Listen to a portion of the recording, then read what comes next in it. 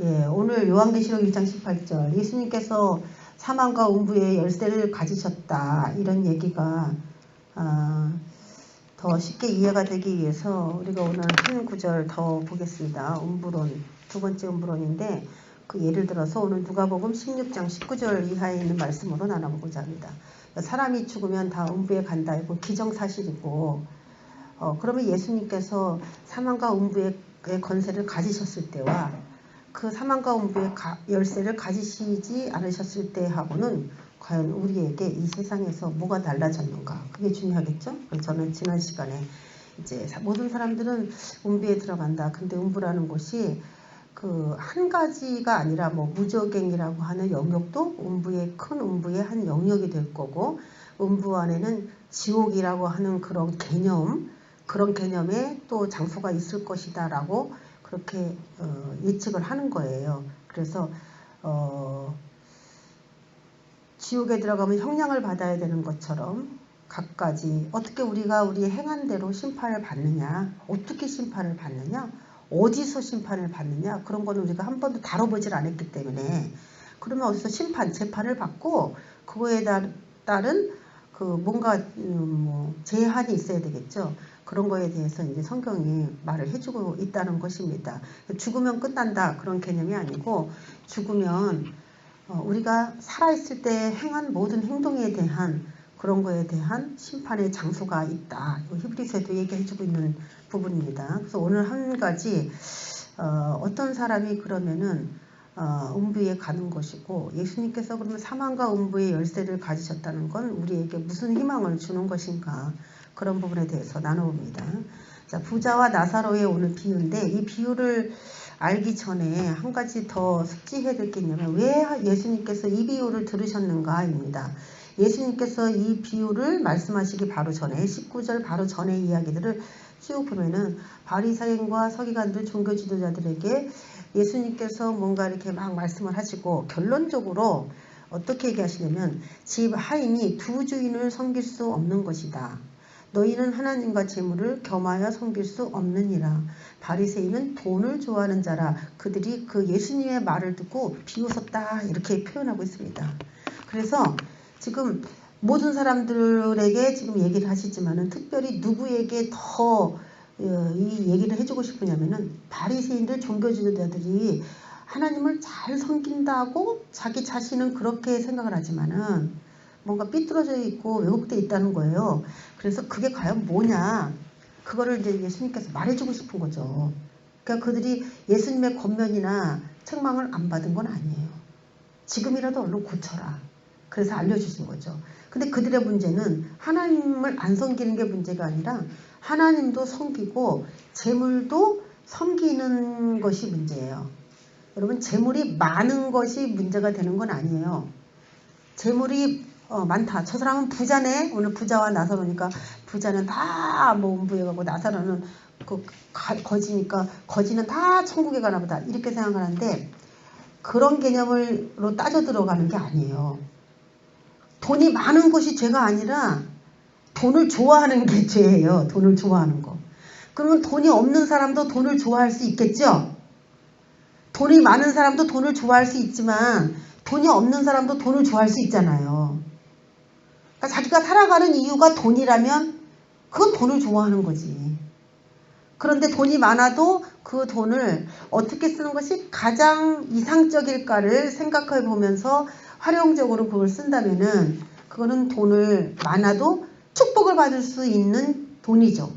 그렇기 때문에 그것은 죄가 안 돼요. 하나님과 재물을 섬긴다, 이거는 그냥 가지고 있다 이런 개념이 아니라 없으면 위기 상황처럼 느끼는 마음 상태를 아주 잘 표현한 거예요. 섬기는 거죠. 잘 돌봐달라고. 그리고 뭐 뇌물도 주고 요즘에 뭐 그런 얘기 하잖아요. 뭐 트럼프 그 반대 대선주자 바이든이 막 치솟아요. 지지율이. 그 사람은 친중 정권이고 그런데. 근데 중국과 이제 우크라이나 사태 가운데서 돈을 이렇게 먹은 많은 사실들이 요즘에 막 폭로되고 있습니다. 그 아들, 바이든의 아들하고 같이 이렇게 우크라이나 기업들하고 중국의 기업들한테 돈을 받고 아들이 그 가장 윗자리에 올라가서 기업을 운영하게 된 모든 과정들을 폭로한 폭로물들이 막 나오고 있어요. 우리 요즘에 아주 대대적으로 그걸 보고하고 있습니다. 그래서 바이든이 뽑히게 되면은 아무래도 모든 그 중국에 대한 압박은 해체될 것이다. 그래서 바이든이 뽑히면은 우리는 아주 그것을 우려스럽게 생각을 해야 됩니다. 모든 그 중국에 대한 압박은 다 해제가 되고 우리가 종전선언 하겠다고 유엔에 자꾸 가고 그러는데 그것이 선언될 수 있어요. 선언해 줄 수 있어요. 바이든이라는 이 사람이. 그렇기 때문에 우리나라의 운명과 이런 것이 다 거기에 맞물려 있습니다. 돈을 가지고요. 중국이 돈을 가지고 사람들을 매수하고 미국의 바이든을 매수하고 돈 때문에 중국의 그런 모든 청을 들어주고 우크라이나 기업인을 만나서 뇌물을 받고 이랬던 삶을 바이든이 살았다는 것을 다 폭로한 거예요. 아주 음란하기도 굉장히 음란하기로도 유명한 사람입니다. 그 바이든도. 미국 사회가 원래 그래서 그런 건지 모르겠지만 돈을 좋아하는 것이 내가 일한 만큼 버는 것에 대해서는 타당하지만은 내가 불법적으로 돈을 좋아하기 때문에 불법을 눈 감아주고 허용해서 받아들였다면은 그건 돈을 좋아하는 것이 되겠습니다. 그런데 이 바리새인들이 돈을 좋아하는 것이다. 이 얘기를 먼저 하고 그리고 오늘 이 얘기를 했어요. 그럼 이 부자에 대한 비유는 이 부자는 분명히 이 바리새인이 될 수가 있겠구나. 종교 지도자들이 될 수 있겠구나. 이렇게 생각을 할 수가 있겠죠. 자, 그러면 음부는 나중에 죽어서 음부에 갔잖아요. 그러니까 음부는 돈을 좋아해서 결론적으로 음부에 갔다면은 음부는 돈과 관련성이 있다라고 볼 수가 있는 거예요. 욕심을 내려놓지 않고서는 그래서 죽기 전에 내 모든 재산을 가난하고 힘든 사람에게 환원합니다라고 죽는 그 사람들이 참 하나님 앞에 마지막 기회에 마음의 감동을 표현한 것이에요. 우리도 죽기 전에라도 살아있을 때 못했다면 죽을 때라도 정말 이 돈이 나의 재정이 가치 있게 쓰일 만한 그런 대물림이 되면 참 좋겠는데 살아있을 때도 물론 그렇게 하면 좋겠고요. 음부는 돈과 연관성이 있습니다. 자, 그렇다면은 하나님이 그리스도인들을 음부의 고통 가운데 들어가지 않기 위해서 하신 그 일들을 뭘까라고 생각해 본다면 당연히 하나님은 돈에 대해서 네가 순종하느냐 순종하지 못하느냐에 대한 훈련이 반드시 들어있을 수밖에 없다는 겁니다. 그래서 이 세상에서 이제 죽어서 우리가 어떤 사후의 세계를 갈 것인가 우리 하나님의 관점은 늘 그거예요. 저와 여러분이 이 땅에서 예수를 믿었는데 안 됐다. 행복하지 않다. 왜 불행하지? 왜 이런 일이 내게 계속되는 거지? 내가 저주를 받았나? 그런 두려움이 있는데 하나님의 관점은 이 70년 80년 사는 이 생애에 있지 않고 영원한 세계에 대한 거기에서의 지위나 위치를 우리에게 더 말해주고 싶은 거예요. 여기선 돈이 좀 부족하고 좀 모자라고 뭔가 편하지 않다 할지라도 그래서 우리에게 순종 훈련 시킬 때 대부분은 욕심을 내려놓는 그런 훈련이 될 것이다. 그렇게 생각할 수밖에 없습니다. 그러면 우리가 마태복음 얘기했잖아요. 지난 시간에도 내가 이 반석 위에 주는 그리스도시요 살아계신 하나님의 아들입니다 라고 선언하는 그 믿음의 반석 그 믿음의 그 터 위에 내 교회가 세워질 것이다 라고 우리 주님이 얘기했는데 그러면 음부의 권세가 이 교회를 이기지를 못해요. 그러면 이 교회가 제일 먼저 실천해야 될 것은 뭐냐면 돈과의 전쟁이고 돈과의 전쟁에서 반드시 승리를 해야 된다는 것이죠. 그럼 돈을 많이 모아야 돈에서 전쟁에서 승리하는 것이냐? 돈을 많이 모은다 그런 개념이 아니고 내가 얼마나 돈에 대한 마음을 비울 수 있느냐에 대한 돈을 얼마나 적절히 사용할 수 있느냐 하나님이 원하는 관점을 가지고 풀어낼 수 있느냐 나의 재정을 그렇게 활용할 수 있느냐 교회가 그것과 싸워서 이겨야 한다는 이야기를 하는 거예요. 그것과 싸워서 할렐루야. 우리 옆 사람 보면서 당신도 그렇게 하시길 바랍니다. 당신도 승리하는 교회가 되세요. 당신도 돈 욕심 내려놓으세요. 축복합니다. 당신도 돈 욕심 내려놓으세요. 자기에게도 합니다. 내 마음 안에 있는 돈 욕심은 다 내려질지어다. 네. 자, 돈 욕심이 내려진 사람 손 들어보세요. 돈에 대해서. 야, 그래도 손 들을 분이 있네. 감사합니다. 예. 돈을 좋아하는 것과 돈이 많은 거는 분명히 틀리다 그랬어요. 정수아도 돈을 안 좋아해? 돈 욕심 없어? 그럼 내가 아까 용돈 준 거 나 이따 줄래? 싫어? 그러면 내가 또 줄 수 있어. 응? 줬다 뺏는 건 예의가 아니라고? 줬다가 내가 다시 뺏어서 이자 붙여갖고 내가 또 주면은 그건 예의지. 그치? 넌 그걸 믿어야 되는 거야. 그래, 나한테 줘? 하나님이 우리의 재정을 어느 날 다 걷어가신다. 그럼 하나님 나쁜 분 이렇게 생각하지만 그분이 어떤 훈련에 의해서 그렇게 하셨다면은 어떤 훈련을 마치고는 다시 주실 수 있다는 믿음도 우리가 가져야 되는데 그게 이제 부족하니까 지려고 하는 것이죠. 하나님에 대한 신뢰감의 부족입니다. 결국에는. 그래서 이 교회가 싸워야 될 것에 대해서는 돈이라는 부분이 굉장히 많구나. 욕심이라는 그것을 내려놓는 부분이 상당히 많구나. 자, 이런 마음으로 나사로, 부자와 나사로의 개념을 들여다보겠습니다. 우리가 알고 있죠? 부자와 나사로. 한 부자가 있어 19절에 자색옷과 고운 베옷을 입고 날마다 호화롭게 즐기더라. 부자가 주로 하는 일은 뭐냐면은 자색옷, 고운 베옷, 굉장히 좋은 옷들을 입고 호화롭게. 얼마나 좋을까. 예? 부럽죠? 여러분. 엄청나게 좋은 옷들을 막 맞춰 입은 사람들 보면은 뭔가 달라 보이잖아요. 그쵸? 옷도 그 사람의 격을 높이는 한 가지 수단으로 사용이 되거든요. 허름한 옷을 입은 거하고 비싼 옷을 입은 거하고는 벌써 우리 눈이 그 가격을 알지 못해도 비교가 벌써 돼요. 눈에서. 근데 호화롭게 즐기더라. 맨날 좋은 거 먹고 좋은 거 입고 좋은 차 타고 좋은 집 살고 떵떵거리고 행복하고 뭐 전혀 그런 부족함이 없었다는 거죠. 한편 그런데 나사로라 이름하는 한 거지가 헌데투성이로 그의 대문 앞에 버려졌다라고 이야기할 수 있습니다. 그 헌데란 건 궤양이나 종기가 생긴 그런 질병을 말하는데 나사로라 하는 한 거지, 그러니까 한 부자하고 한 거지의 아주 극적인 조화예요. 그리고 그 부자의 상에서 떨어지는 것으로 배불리려 하며 심지어 개들이 와서 그 헌데를 할더라 라고 얘기하고 있습니다. 너무 비참합니다. 이 세상에서 이렇게 살으라고 하면은, 그럼 여러분 우리가 쉽게 나사로가 어떤 사람인지 잘 모르는데 거지가 죽어 천사들에게 받들려 아브라함의 품에 들어가고 부자도 죽어 장사됐는데 나사로는 거지였는데 아브라함의 품에 들어갔고 부자는 죽었는데 음부에 들어갔습니다. 그러니까 상식적으로 요거를 뭐 부자가 어떤 일을 하고 살았는지 나사로가 무슨 일을 하고 살았는지 전혀 안 나와요.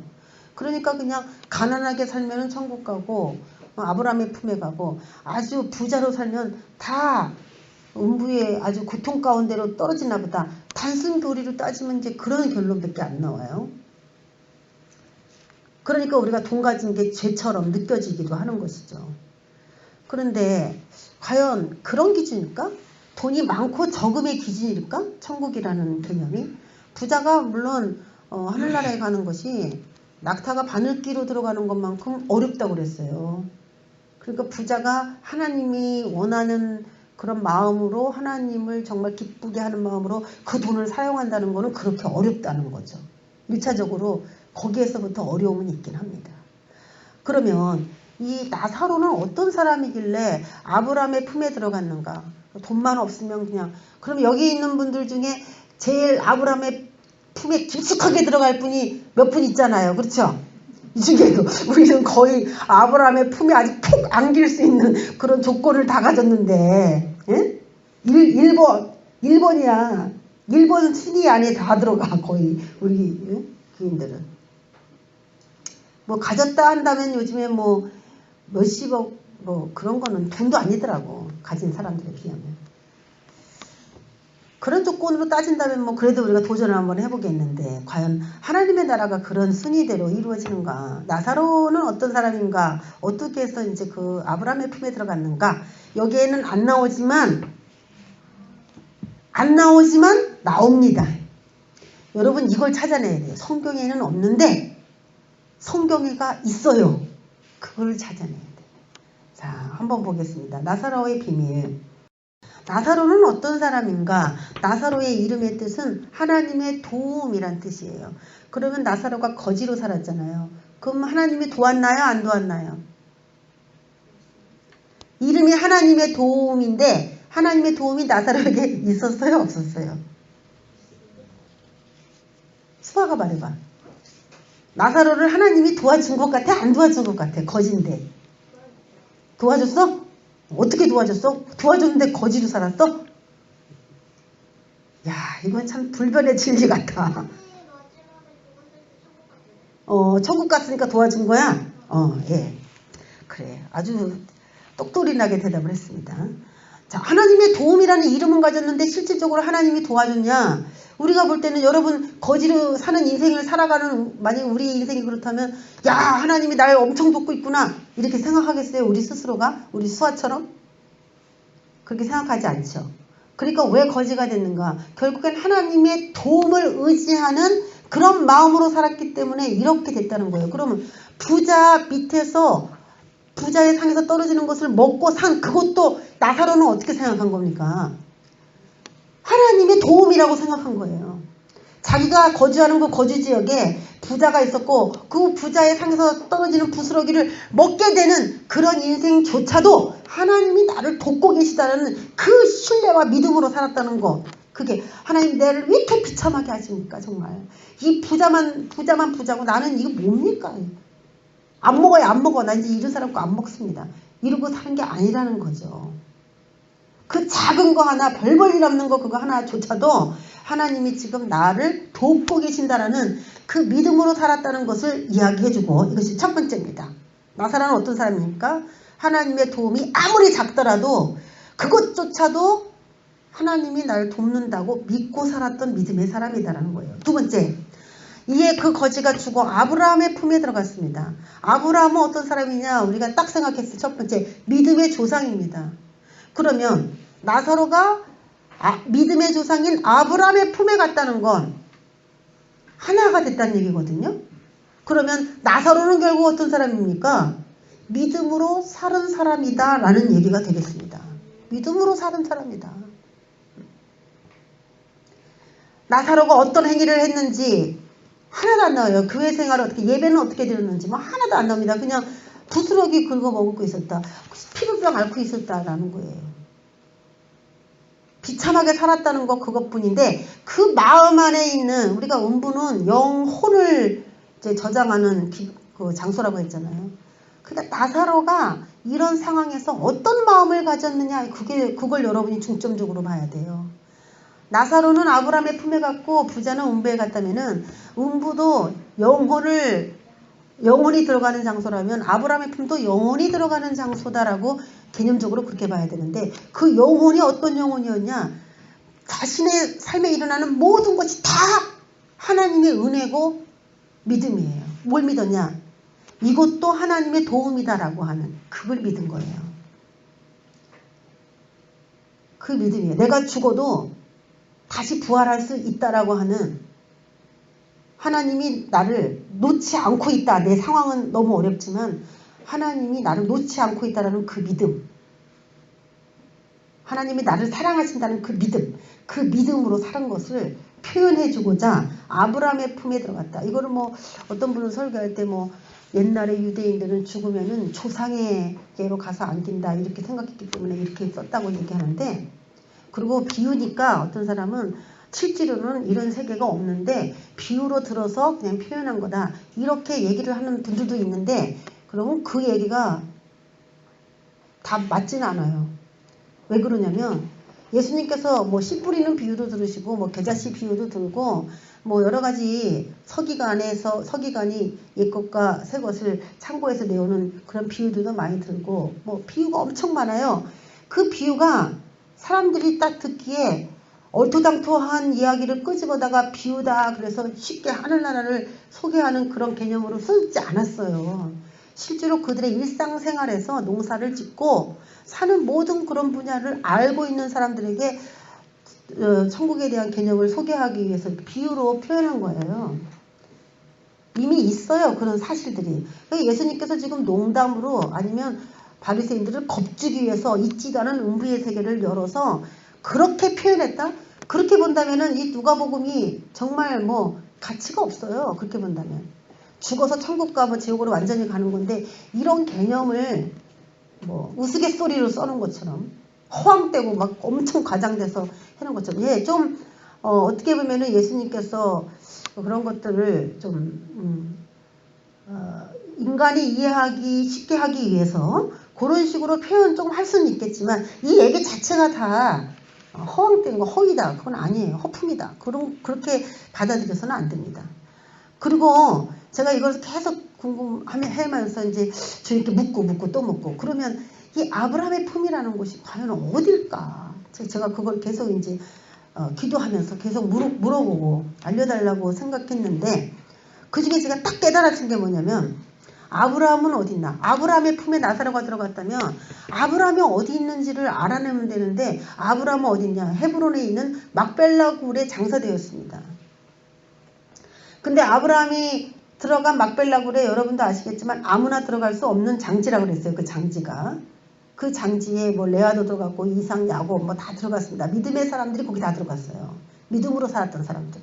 근데 아브라함의 품에 나사로가 들어갔다고 하면은 나사로의 영적 수준은 어느 정도인지 저와 여러분이 거기서부터 짐작을 할 수 있다는 것입니다. 어떻게 살았는지 아브라함처럼 살았다는 거예요. 이삭처럼 야곱처럼 레아처럼 살았다는 거예요. 레아도 알력이 부족해서 라헬에게 항상 이순이었죠. 그런 삶을 살았어요. 근데 장지에는 레아가 들어갔다니까요. 헤브론에는. 그러면 헤브론에 들어갔다. 아브라함이 헤브론에 장사됐다라는 말은 뭐냐면은 헤브론은 친교, 연합, 친구 그런 뜻이에요. 그래서 하나님은 아브라함에게 아브라함은 내 친구다 그랬어요. 하나님은 아브라함한테 내 친구다. 그러니까 헤브론은 하나님과 친구로서 사는 그런 사람들이 들어간 장소예요. 연합이에요. 하나님과 연합된 이제 죽어서 아브라함은 하나님과 연합이 되었다라는 뜻으로 헤브론에 들어갔다. 이런 말을 사용한 거란 말이에요. 그럼 나사로는 아브라함의 품에 들어갔다 이렇게 표현되는데 결국 아브라함과 연합된 거고 또 하나님과도 연합되어 있다라는 것을 말하고 있죠. 그리고 이 헤브론은요. 다른 말로는 기랏 아르바라고도 하는데 이스라엘 백성들이 그 땅에 들어가서 하나님께서 그 땅을 주셔서 들어가서 점령하기 전에 고대 가나안인들의 수도였습니다. 수도. 여러분 이게 중요한 거예요. 수도. 이게 힌트예요. 나사로가 들어갔다는 아브라함의 품은 어디냐? 수도라는 거예요. 수도. 자, 아브라함이 하늘나라의 수도에 있다. 그럼 하늘나라의 수도의 이름은 뭘까요? 소울? 서울이에요? 하나님 나라의 수도의 이름은 뭐예요? 응? 예루살렘. 그렇지. 하나님 나라의 수도는 예루살렘입니다. 그럼 하나님 나라의 이름은 뭐냐? 이스라엘이죠. 예, 그래서 이스라엘에 들어가냐 못 들어가냐 이스라엘 땅에서 쫓겨나냐 어쩌냐 막 그런 얘기를 하는 이유는 하나님의 백성으로 사는 사람들이 바벨론이라고 하는 세상에 쫓겨서 그렇게 사는 이야기를 막 다루고 있는 거예요. 죄를 지어서. 한번 하나님 나라 들어가면 영원히 뭐 하나님 나라의 권속으로 살아간다. 그런 개념이 아니에요. 죄를 지면 언제든지 생명책에 이름이 지워질 수도 있다고 그랬어요. 이름이 흐려질 수도 있다고. 예? 끝까지 잘 살아야 되는 것이죠. 그러면 요한계시록에 보면은 우리가 요한계시록 이야기를 하려다 제가 이 얘기를 초반에 서론으로 넣는 건데 새 예루살렘이 나와요. 거기. 그러면은 아브라함은 어디냐? 새 예루살렘에 입성한 그 사실을 성경이 증거하고 있는 거예요. 그럼 새 예루살렘은 신부라고도 하고 영광스러운 빛과 광채로 이렇게 된 그런 장소의 개념으로 소개가 되고 있는데 그 영광스러운 장소는 어떻게 만들어졌냐? 아브라함의 믿음의 광채로 인하여 만들어진 거예요.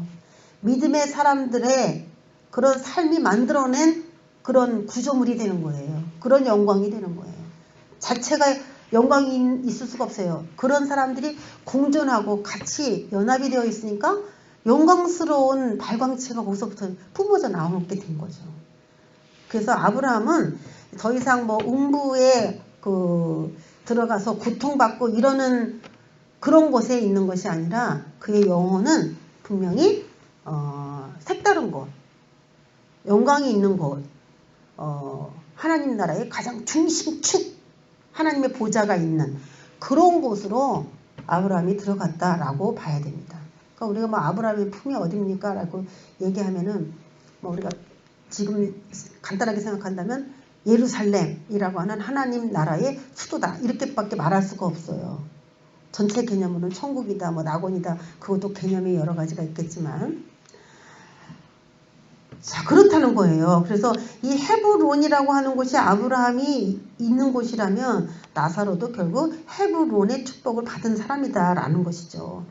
그러면 나사로는 하나님과 연합된 삶, 하늘의 수도에 거주하는 것이 아니냐 이렇게 본다는 거죠. 나사로의 품이라는 거. 자, 여기서 이제 됐죠. 자, 또 하나의 말씀을 보면은 마가복음 12장 26절, 27절을 보면은 죽은 자가 살아난다는 것을 말할진대 하나님께서 모세에게 이르시되, 죽은 자가 살아난다는 것을 내가 한번 말해볼게. 하나님께서 말씀하신 게 나는 아브라함의 하나님이요 이삭의 하나님이요 야곱의 하나님이다 맨날 그러셨어요. 그걸 굉장히 많이 강조하셨어요. 그러면 우리는 아브라함이 믿었던 그 하나님이구나 간단하게 이렇게 생각하는데 그게 아니에요. 이 해석은 특별한 해석의 관점을 갖고 있어요. 하나님은 죽은 자의 하나님이 아니요 산 자의 하나님이시라 라고 하는 뜻이 있다는 거예요. 그래서 나는 아브라함의 하나님이야 이삭의 하나님이야 야곱의 하나님이야 라는 말은 나는 산 자들의 하나님이야 죽은 자들의 하나님이 아니야 라는 거예요. 그걸 강조하고 싶은 그런 표현이에요 이게. 다만 그냥 믿음의 사람들 뭐 그런 개념을 말해 주는 게 아닙니다. 그러면 이들은 죽었지만 어떻게 돼 있냐? 살았다 라는 것이죠. 그럼 그들의 몸이 부활했느냐? 부활했다! 부활 안 했다! 어떤 게 맞을 것 같아요? 그들의 몸이 부활했냐? 그들의 몸이 부활하지 않았느냐? 어떤 게 맞아요? 예? 부활 안 했다! 이제는 부활 안 했어요. 그들은 여전히 무덤이 있고 거기 시체가 있고 아브라함의 하나님, 이삭의 하나님, 야곱도 시체가 있고 이삭도 있고 다 있어요. 흙이 돼가지고 있어요. 그러면 산자의 하나님이라는 거는 뭐냐? 그러면 왜 내가 그들은 부활하지 않았다고 하냐? 아무리 믿음의 사람이라고 해도 무덤에 묻히면 지금 부활하지 않아요. 지금은 부활하신 분이 유일하게 예수 그리스도 한 분이에요. 그럼 인간은 언제 부활하냐? 고린도서 15절에 보면 마지막 나팔 불 때 부활해요. 마지막 나팔 불 때. 호연히.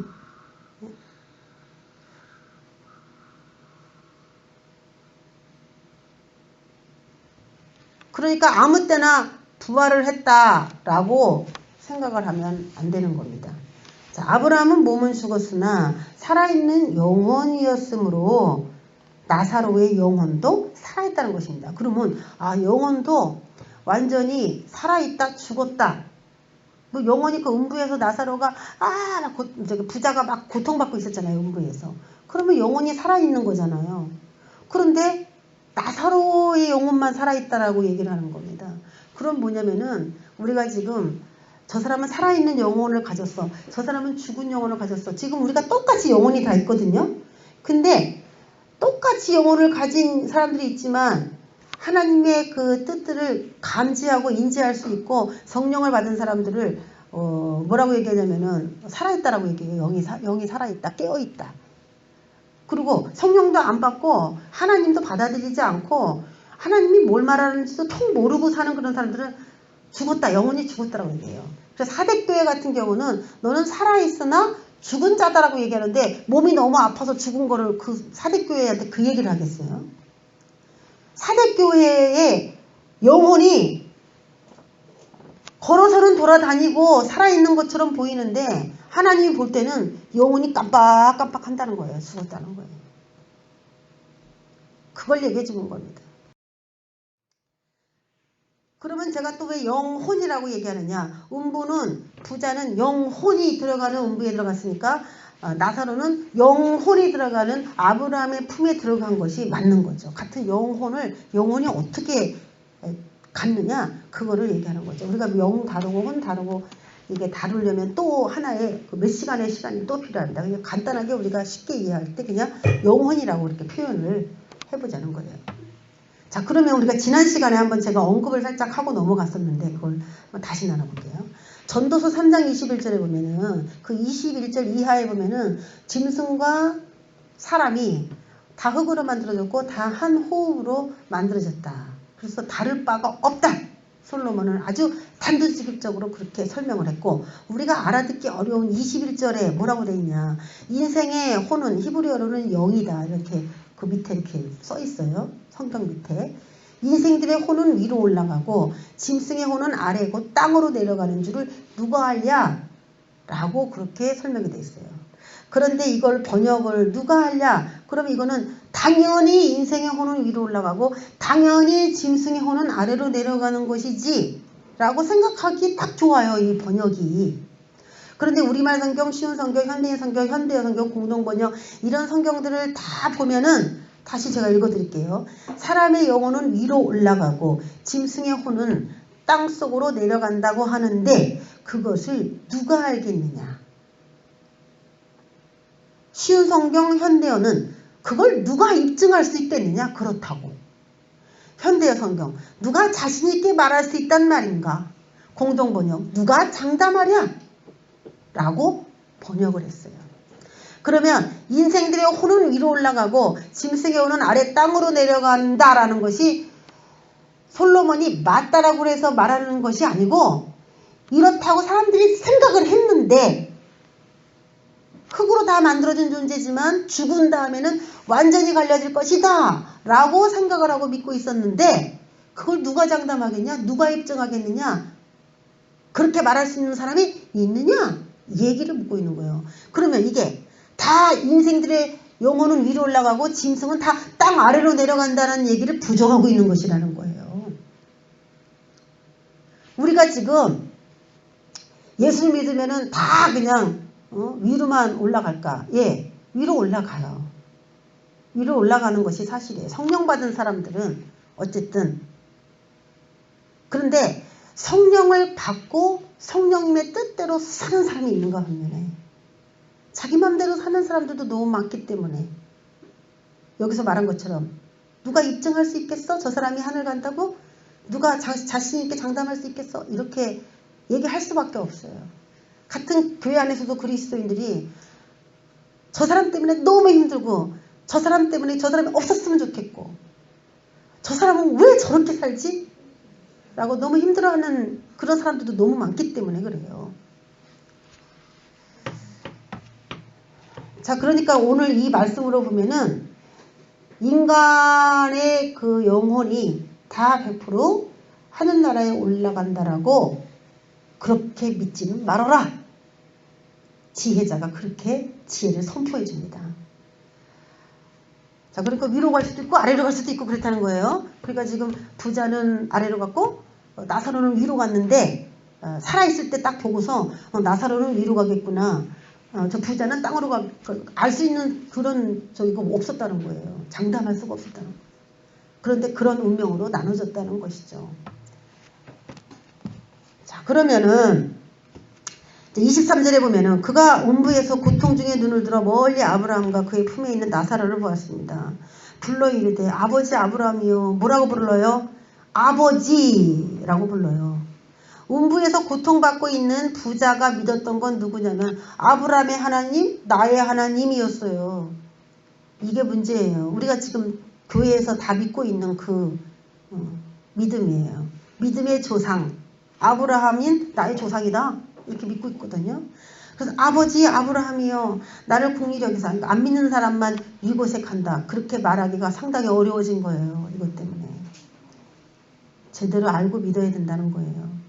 나를 긍휼히 여기사 나사로를 보내어 그 손가락 끝에 물을 찍어 내 혀를 서늘하게 하소서. 내가 이 불꽃 가운데서 괴로워하나이다. 자, 이 본문을 이렇게 읽고서 사람들이 만약에 그 나사로와 부자가 서로 마주보고 있을 수 있다면 천국에 간 나사로가 부자 아니면 자기 가족이 음부에 있는 걸 보고 고통스럽다면, 그렇게 보이는 곳에 있다면 그게 정말 천국이냐, 천국이 될 수 있겠느냐라고 이야기를 하는 거예요. 그래서 이거 비유는 거짓말이다, 허풍이 많다, 이렇게 얘기를 합니다. 근데 여러분, 나사로가 음부에 있는 부자를 보았다고는 안 나왔어요. 그렇죠? 나사로가 지금 행복한 중에 아브라함의 품에 안겼는데, 나사로가 저 음부의 불꽃 가운데 고민하고 있는 부자를 볼 수 있었고 대화할 수 있었다, 그렇게는 말하지 않아요. 음부는 저 천국에 있는 그 사람들을 봤어요. 아브라함의 품에 있는 나사로를 봤어요. 이런 부분에 대해서는 예수님께서 뭔가 자신이 말하고 싶은 의도를 적어서 조금 이렇게 포장하셔서 얘기할 수 있다고는 생각을 해요. 포장이라고 하면 좀 이상한가? 과장이라면 좀 이상하죠. 이렇게 사후의 세계가 이렇게 다르다는 것을 얘기해주고, 그런 대화법을 통해서 부자가 음부에서 나갈 수 있다, 그런 개념을 이제 이야기 듣는 독자들에게 그럴 수 없는 거야 라고 말해주고 싶어서 둘이 대화하는 식으로 표현해 주실 수 있다는 거죠. 원래 대화가 안 되지만, 응? 제3자가 나타나서 뭐 이렇게 통역을 해주거나 번역을 해줄 수가 없는 그런 상태이기 때문에 둘이 그냥 대화하는 그런 방법으로는 쓸 수 있겠다, 그렇게 이제 생각은 들죠. 서로 안 보는 게 좋겠죠, 서로. 예. 근데 어떤 것이냐? 아브라함이 이르되, 예, 너는 살았을 때 좋은 것을 받았고 재물의 복을 받았죠. 나사로는 고난을 받았으니 이것을 기억하라. 고난을 그냥 받은 것이 아니죠. 왜 고난을 받았어요? 하나님의 말씀을 믿음으로, 하나님의 말씀을 믿기 때문에, 그래서 고난을 선택한 거예요. 나사로는. 만약에 나사로가 일하기 싫어서 돈을 흥청망청 써서 가난한 거지가 되었다면 나사로도 음부에 가 있어요. 분명히. 재정관리가 영 안 돼서 게을러갖고 돈 벌기를 너무너무 싫어해. 그런데 죽어서 아브라함의 품에 갔다. 아, 이거는 엄청난 겁니다. 노숙자들은 다 아브라함의 품에 가 있게? 그러면 폐인들은 길거리에서 그냥 에휴 그냥 대충 살아. 그리고 폐인들은 다 아브라함의 품에 가 있고, 열심히 살아보고 돈 좀 모아볼까? 저축도 할까? 그런 사람은 다 음부의 불꽃 가운데 가 있다면 그 사후세계가 얼마나 비참하고 괴롭습니까? 고난을 받았는데, 고난을 받은 게 이유가 하나님 안에서, 그분의 뜻과 섭리 안에서. 그러면 예수님 믿으면 다 고난받냐? 예수님이 고난받았을까요? 안 받았을까요? 살아생전. 예수님 고난받았어요. 이 나사로는 뭘 얘기하냐면, 저는 그걸 깨달았어요. 이 나사로는 이 헌대가 나서 앓고 부자의 상에서 부스러기 떨어지는 걸 먹는 그런 나사로는 예수님 자신의 삶을 여기다 표현한 것이구나 라는 사실을 제가 깨달았어요. 온몸에 채찍으로 맞아서 갈기갈기 찢어지고 너덜너덜한 그런, 그래서 개들이 핥더라. 이방인들도 손가락질하고 불쌍히 여기고 네가 하나님의 아들이면 뛰어내려라. 그런 모욕과 수치까지 당하면서 다 뻘거벗겨지고 이 세상에 머리 둘 곳도 없이 사셨던 그 예수님의 삶을 나사로라고 비유했는데, 예수님은 죽어서 결국에는 하나님의 보좌 우편에 가시는 거고, 이 떵떵거리고 뭐 성경을 풀어 가리킨다는 바리새인들은 음부의 고통 가운데 가 있는 거를, 사후세계를 극렬하게 비교해주고자 결국 이 비유를 하셨구나. 그러니까 그들의 교리나 교훈을 따르지 말고 예수님의 사는 삶 스타일을 배우고 그대로 듣기를 원해야 된다라는 메시지가 이 안에 또 들어있는 거예요. 자, 그러면 우리가 이제 하나님의 뜻대로 우리가 막 살아야 되잖아요, 이 세상에서. 근데 하나님이 우리를 사후세계에서 정말 최고의 자리를 주기 위해서 고난도 주신다라는 것을 감사하세요. 왜냐면 죽어서 음부라는 곳의 고통은 너무 강하고 너무 힘듭니다. 그리고 거기 죽어서 거기 안 들어가려면은 이곳에서 하나님이 내 안에 있는 거를 뺄 걸 다 빼겠다고 그렇게 우리를 훈련하실 때 거기에 동조하시고 기쁘게 그렇게 여겨야 되죠. 그걸 그냥 내게 주시는 선물이다라고 생각하고 받아들이셔야 되겠죠. 왜 내가 이렇게 고통스러운 삶을 사느냐, 그런 개념이 아니고. 그래서 오늘 보니까 부자가 들어간 음부의 특징은 음부에서 고통 중에 눈을 들었다. 그러니까 고통이 있는 장소고요. 물을 찍어 서늘하게 하소서. 그러니까 목마름이 있구나. 또 불꽃 가운데서 괴로워하나이다. 불이 있습니다. 그리고 뭐라고 하냐, 28절 뒤에 보면은 우리의 후손들이 이 고통받는 곳에, 우리 형제들이 이 고통받는 곳에 오지 않게 하소서. 그래서 이 음부를 한 가지로 고통받는 곳이다 라고 표현합니다. 그러면 참 답이 여기서 나오는 거예요. 예수님께서 사망과 음부의 열쇠를 가지셨다. 이 얘기가 그렇게 중요하다는 거를. 아브라함의 품과 음부 사이에는 구렁텅이가 있다라고 얘기를 하고 있죠. 26절. 너희와 우리 사이에 큰 구렁텅이가 놓여 있어. 여기서 너희에게 건너가고자 하되 갈 수 없고 거기서 우리에게 건너올 수도 없게 하였느니라. 그러면 아버지여, 또 아버지라고 하죠. 구하노니 나사로를 내 아버지의 집에 보내주세요 라고 얘기를 하죠. 자, 큰 구렁텅인데 여러분, 제가 지난 시간에 음부라고 똑같이 표현된, 예수님께서 돌아가시고 음부에 들어가셨다라는 표현도 썼지만 무저갱에 들어가셨다라는 표현도 썼다 그랬어요. 그러면 이 큰 구렁텅이, 무저갱은 바닥이 없다는 얘기예요. 바닥이 없다. 근데 지금 부자는 바닥이 있지요. 불이 막 불꽃 가운데 있는 곳에서 고난을 받고 있는 어떤 한정된 장소에 있어요. 그러면 지금 음부와 이 아브라함의 사이에 큰 구렁텅이가 있다. 블랙홀 같은 그런 데인데 그거를 뭐라고 표현하면 좋을까? 우리 성경적 용어로 무저갱이라고 표현, 뚝 떨어지는 거예요. 그럼 여긴 누가 들어가는 것이냐? 하나님께 형벌을 받은 악마, 악한 영들이 거기 들어가요. 근데 그들과 동조해서 결국 악한 영들하고 거의 하나가 된, 연합된, 아까 하나님하고 연합된 아브라함에 있었던 것처럼 사탄하고 연합된 그런 흉측한 자들도 있어요. 이 세상에는. 그런 사람들은 그 무저갱에 들어간다는 거예요. 다 달라요, 이게. 구렁텅이에 들어갔습니다. 그러면은 우리가 어떻게 해서 우리가 이 살아가는 시대 가운데 어떤 생활을 살아야 되는가? 어떻게 살아야 되는가? 그러면 예수님이 오기 전하고 전후는 뭐가 어떻게 다르다는 것인가? 음부에 들어갈 수 있는 거 없는 거 어떻게 다르다는 것인가? 그걸 한번 보겠습니다. 여러분, 교회가 음부의 권세와 계속 싸운다는 거는 여기에서 싸워서 이기면 음부에 안 들어간다는 단순한 진리가 그 안에 포함되어 있죠.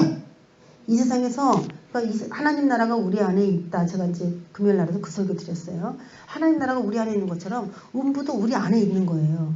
그런데 내가 하나님 나라를 키우면 그 키운 하나님 나라에 내가 들어가서 은택을 누리게 되는 거고, 내가 내 안에 있는 음부를 크게 키우면은 그 음부의 권세 안에 내가 사는 거죠. 결국 내가 만드는 거예요. 내 안에서 이 세상에 살아가면서 그걸 만들어낸 거예요. 키워서. 그리고 결국 사후세계는 내 안에 있는 그 영혼의 안에 있는 그 어떤 음부와 하나님의 나라라고 하는 그 세력 안으로 내 영혼이 지배를 받게 되는 것이죠. 지금도 지배를 받는 거고. 그러니까 죽으나 사르나 죽은 다음부터 음부로 팍 떨어지는 그런 개념이 아니라 살았을 때부터 이거 자기가 다 만들었고 자기가 그 음부 안에서 살아가고 있었어요. 이미. 자기가 만든 거예요. 안에서. 그러면 우리가 지금 믿기 전 믿은 다음에 뭐가 다른가 보겠습니다. 시대마다 다른 의의 기준이 있어요. 우리가 율법이 오기 이전에를 양심시대라고 합니다. 양심시대. 그리고 양심시대가 끝나면은 율법시대, 율법시대가 끝나면 복음시대 이렇게 되는데, 양심시대는 기준이 뭐냐? 양심이에요. 양심이 기준입니다. 양심에 찔리냐 찔리지 않느냐의 기준으로 양심이 하나님의 심판대 앞에서 증거한다 그랬어요. 그러니까 우리가 양심에 찔리면서도 어떤 행동을 하면은 그것이 하나님 앞에서는 다 그게 드러난다는 거예요. 양심에 찔렸는데 내가 그 행동을 했다는 게 다 드러난다는 거예요. 이게 이제 양심시대의 죄냐? 죄를 짓고 사느냐? 죄가 죄를 짓고 살지 않았느냐? 양심이 이제 그것을 증거하는 심판을 심판대 앞에서 양심이 증거한다 이렇게 표현하고 있고, 성경에도 나온 얘기예요. 율법 시대에는 율법이 기준이에요. 그래서 율법을 지켰냐 지키지 않았느냐죠. 그리고 복음 시대는 하나님의 말씀이 새롭게 선포되고 그 말씀을 듣고 이제 그 말씀을 받아들이는 사람들에게 이제 복음 시대인데, 여러분이 양심 시대나 율법 시대나 복음 시대나 다 상관없이 뭐는 공존하냐면 믿음은 공존합니다. 믿음. 하나님을 개인적으로 만나서 양심 시대나 율법 시대나, 그러니까 율법으로는 의를 얻을 수 없고 양심 시대는 완전한 의가 이루어질 수가 없어요. 완전한이라고 하는 그 말이 포함되느냐 떨어져 나가느냐 그 차이가 있어요. 그런데 양심 시대에도 하나님은 아브라함을 만나주셨고 이삭을 만나주셨고 야곱을 만나주셨고 그리고 약속을 줬어요. 아들 줄게 아들 줄게 아들 줄게. 그거를 믿었어요. 아브라함 믿었어요. 야곱도 그걸 믿었어요. 자신이 지금 아무것도 없이 바다나람으로 가지만 하나님께서 거기서 나를 거부가 되고 큰 미래의 소망으로 살 수 있는 그런 미래를 나에게 주시겠지라고 하는 믿음을 아브라함도 야곱도 갖고 있었어요. 그래서 결국 하나님의 말씀을 다 믿고 내게 이렇게 이루어질 거야 라고 현실 안에서 그것을 적용하고 살았던 그 믿음이 그 의의 기준이 되는 것입니다. 심판은 이제 양심, 율법 뭐 그것대로 다 이제 시대마다 받겠지만, 우리가 아까 말했던 것처럼 새 예루살렘이라고 하는 수도로 들어가기 위해서는 믿음이라고 하는 그 믿음의 사람들에게만 열린 문이에요. 그게 믿음의 사람들. 그럼 양심 시대에 양심이 기준이 되고 율법 시대에 율법이 기준이 돼서 살았던 그 사람은 그럼 새 예루살렘에 들어갈 수가 있느냐? 없어요. 그걸 지켜가지고 완전한 의라고 하지 않아요.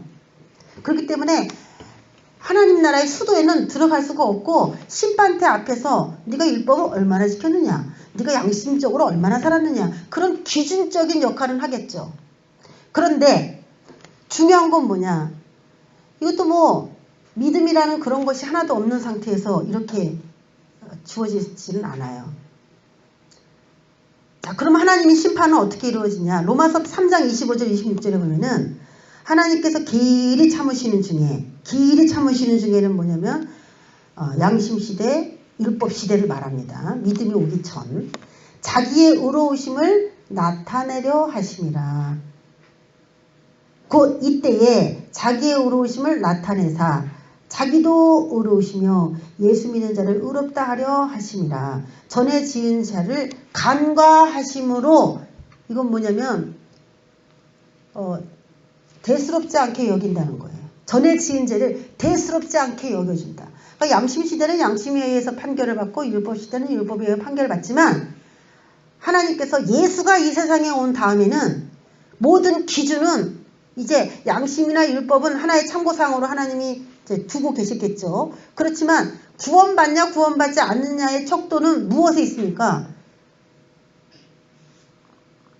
예수를 믿느냐 믿지 않느냐예요. 그 예수님 오시기 전에 죽은 사람에게도 구원의 기준은 예수님을 믿느냐 믿지 않느냐입니다.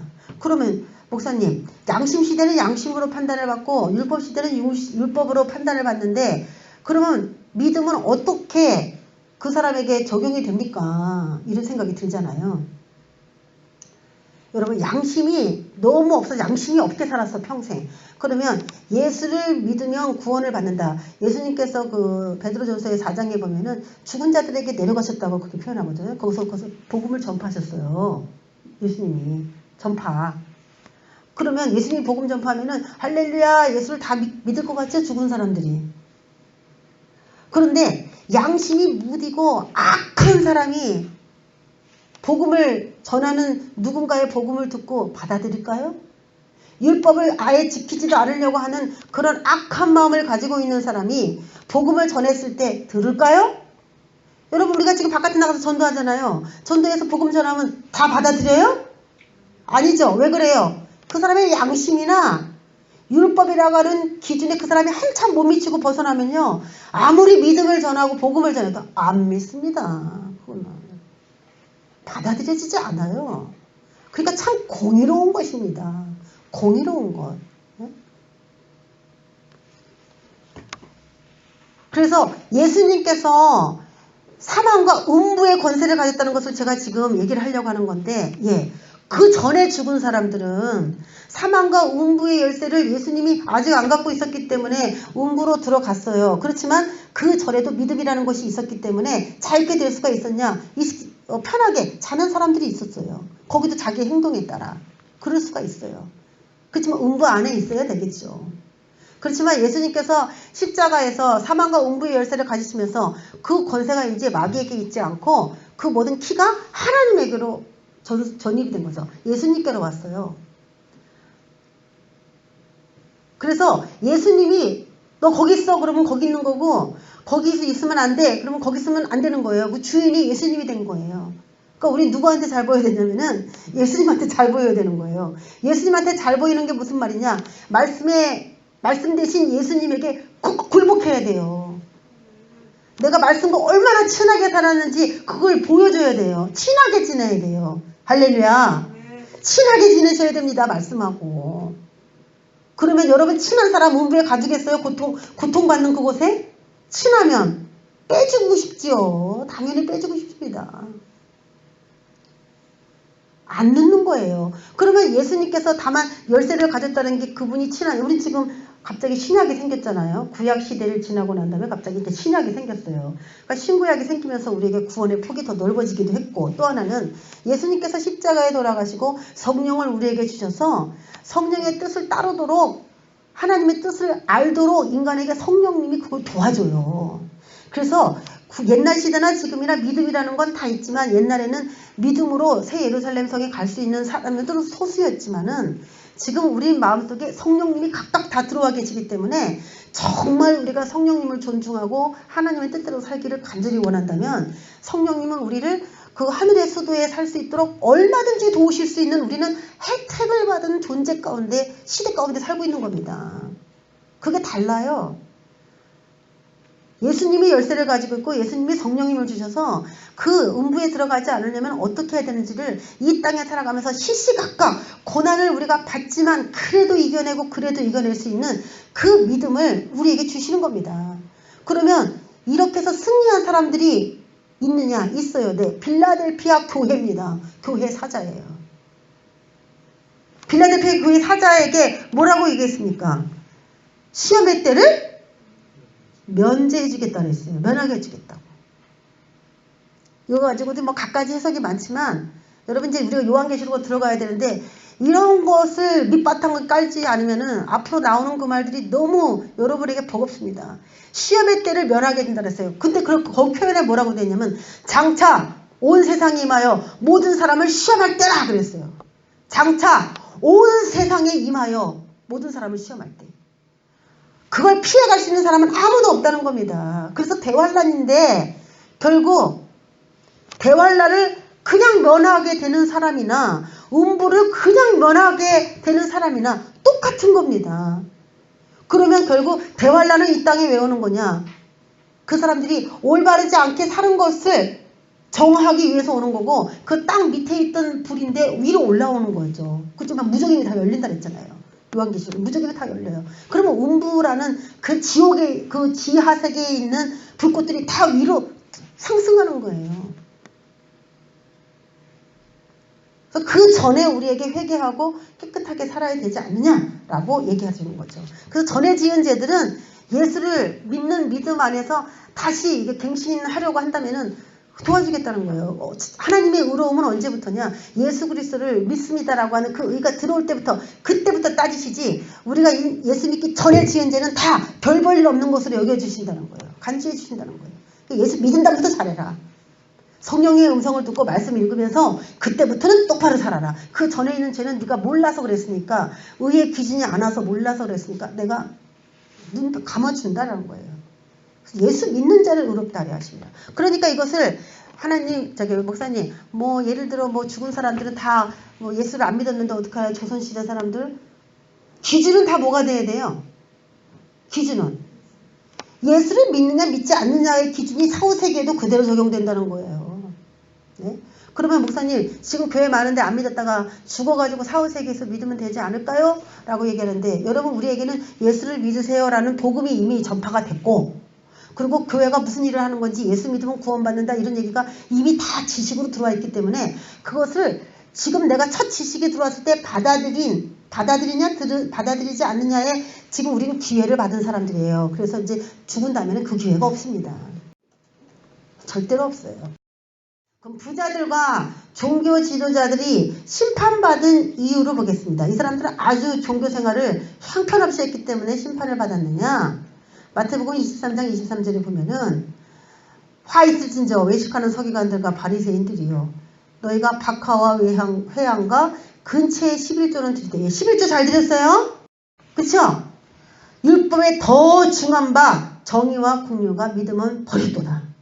그러나 이것도 행하고 저것도 버리지 말아야 할지니라. 요즘에 한동안 뭐 11조를 드려야 되냐 드리지 말아야 되냐 이렇게 얘기 많이 합니다. 여러분 요 말씀 읽어보면 드려야 돼요? 안 드려야 돼요? 이것도 행하고 저것도 버리지 말라. 그들이 남들 보기에 아주 형식적으로는 종교생활을 아주 잘했다니까. 그것도 있어야 돼요? 없어야 돼요? 그럼 목사님 마음이 중요한 거죠? 예배 시간에 맨날 듣고. 목사님 마음이 중요한 거죠? 집에서 유튜브로 들을게요. 목사님 마음이 중요한 거죠? 헌금 그냥 1,000원 내고. 응? 부자인데 1,000원 그냥 내고. 목사님 마음이 중요한 거죠? 청소 하나도 안 하면서. 마음은 늘 교회에 와 있어요 목사님. 누가 거기에 속아요? 누가? 마음이 있는 곳에 물질도 있고 그쵸? 행동이 있고 몸이 가는 겁니다. 한 번도 연애하지 않고 1년 동안 만나지도 않는 사람이 내 마음 알지? 내 마음 알지? 내가 너 사랑하는 거 내가 너 보고 싶어하는 거 알지? 그러면 왜 안 만나? 만나야지. 말로만 사랑을 외치는 거죠. 율법에 더 중한 바, 덜 중하고 더 중한 게 있는데 바리새인이 지금 욕먹는 건요. 더 중한 것을 놓쳤기 때문에 그래요. 정의, 긍휼, 믿음이요. 그러면 저와 여러분도 지금 딱 보니까 야 우리는 무조건 죽으면 하늘로 아브라함의 품에 가겠다 이런 생각이 딱 듭니까? 정의 많아요? 긍휼 믿음. 우리 예배도 잘 드리고 11조도 잘 드리고 뭐 기본적으로 하나님께 열심히 교회 생활을 하는데 응? 더 중요한 건 마음이라는 거예요. 행함이라는 거예요.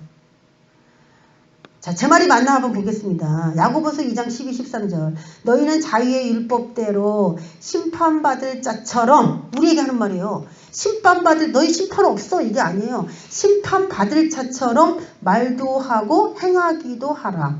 긍휼을 행하지 아니하는 자에게는 긍휼 없는 심판이 있으리라 라고 이야기를 합니다. 그러면 긍휼을 많이 행해야 된다는 얘기잖아요. 근데 부자는 긍휼을 안 행했다는 얘기죠.